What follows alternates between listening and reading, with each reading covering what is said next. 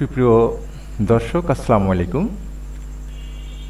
আজ আবার একটি নতুন সার্কুলার নিয়ে আমি আপনাদের মাঝে হাজির হলাম। সেটা হচ্ছে তথ্য ও যোগাযোগ প্রযুক্তি বিভাগ, তথ্য ও প্রযুক্তি অধিদপ্তর এই সার্কুলারটি প্রকাশ করেছে।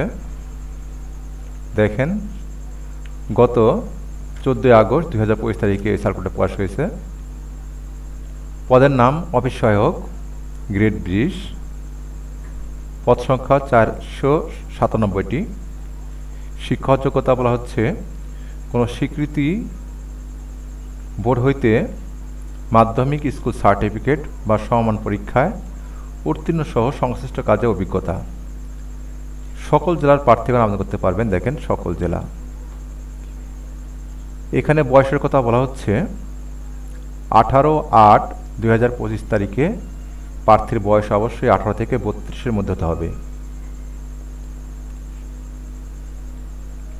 আবেদন শুরু হবে 18/8/2025 তারিখ সকাল 10টা এবং আবেদন শেষ হবে 17/9/2025 বিকাল 5টা পর্যন্ত।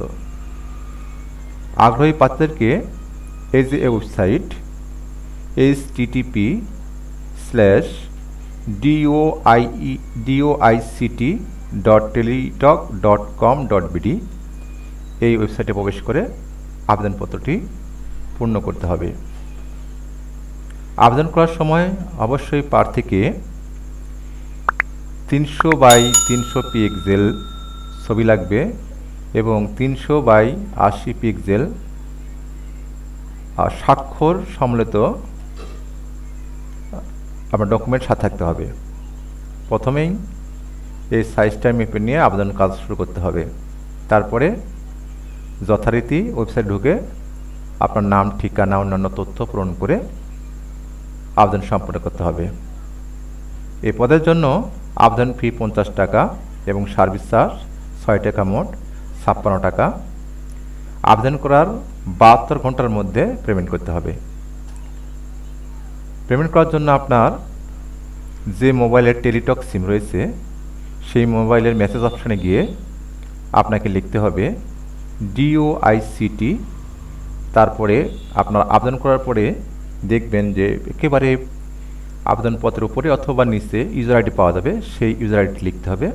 লেখার পরে 1622 নাম্বারে প্রেরণ করতে হবে।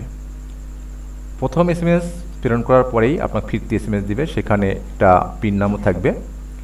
সেই পিন নম্বরটি লিখে পরবর্তীতে DOICT তারপর ইয়েস তার পিন নম্বর তারপর সেন্ড করতে হবে 1622 নম্বরে।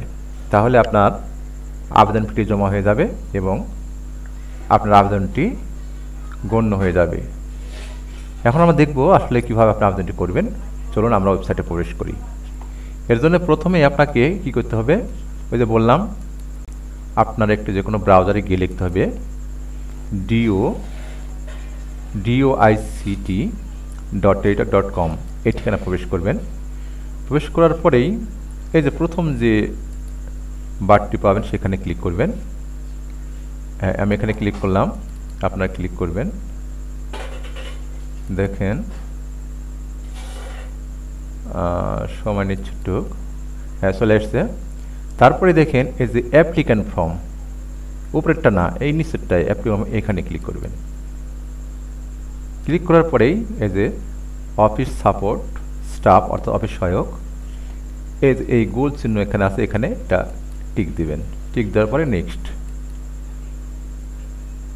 করলে দেখেন আপনার যদি এই যে অল জব এই ওয়েবসাইটে যদি আপনার অ্যাকাউন্ট করা না থাকে তাহলে আপনি এখানে নো ক্লিক করবেন।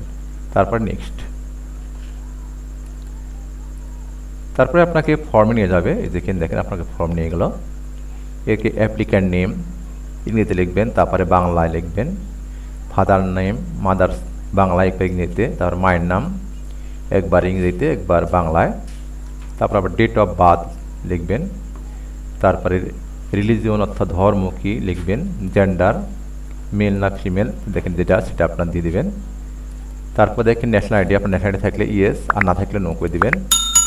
তারপর বার্থ রেজিস্ট্রেশন সার্টিফিকেট যদি আপনার থাকে অবশ্যই ইয়েস, তারপর নাম্বার দিতে হবে আর যদি না থাকে নো করে দিবেন। তারপরে দেখেন নিচে আছে এই যে পাসপোর্ট আইডি, এটা নো করে দিবেন, যদি থাকে দিবেন, না থাকলে দিবেন না। তারপরে আছে দেখেন এই যে ম্যারিটাল স্ট্যাটাস, আপনি বিবাহিত হলে ইয়েস আর না হলে নো। তারপরে ফোন নাম্বার দেবেন, আপনার নিজস্ব দুটি ফোন নাম্বার, একই ফোন নাম্বার দুই জায়গায় লিখে দিবেন। তারপরে একটা ইমেল দিবেন, যদি আপনি কোটা হয় তাহলে কোটা দিবেন, যে কোটায় আপনি, আর যদি কোটা না হয় নট অ্যাপ্লিকেবল সেটটা এ দিয়ে দিবেন।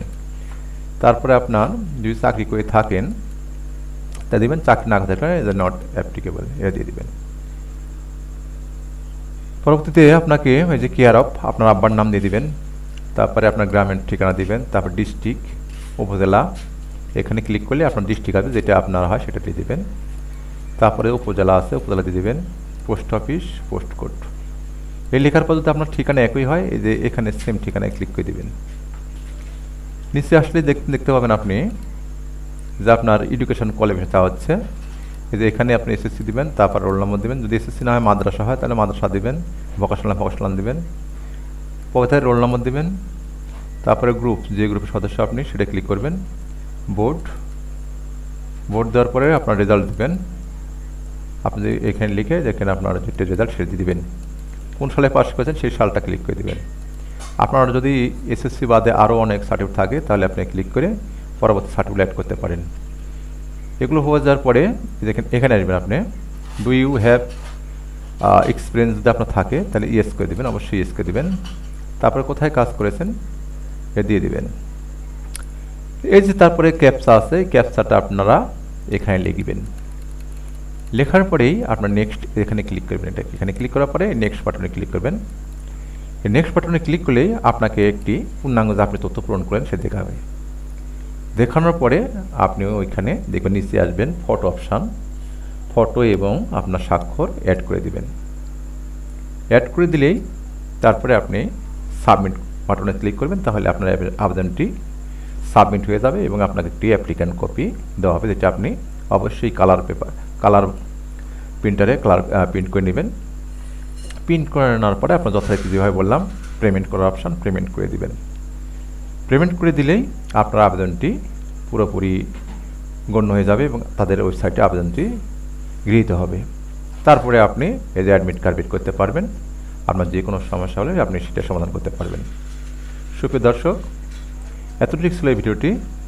আপনি আবেদন করতে যদি কোনো সমস্যায় পড়ে থাকেন অবশ্যই কমেন্ট বক্সে লিখতে পারেন, আমি সরাসরি আপনাকে সহায়তার চেষ্টা করব। তাহলে আজ এতটুকুই, দেখা হবে পরবর্তী ভিডিওতে। শেষ করার আগে সবার প্রতি অনুরোধ থাকবে দর্শক, অবশ্যই আপনি চ্যানেলটি সাবস্ক্রাইব রাখুন, কারণ আমি নিত্য নতুন যে সার্কুলারগুলো হয়ে থাকে সেগুলো নিয়ে আমি ভিডিও তৈরি করে থাকি। আপনি যদি আমার চ্যানেলটি সাবস্ক্রাইব করে রাখেন অবশ্যই সেই ভিডিওগুলো আপনি সবার আগেই পেয়ে যাবেন। ঠিক আছে দর্শক, আজ এতটুকু শেষ করছি, আবার দেখা হবে অন্য ভিডিওতে। আল্লাহ হাফেজ।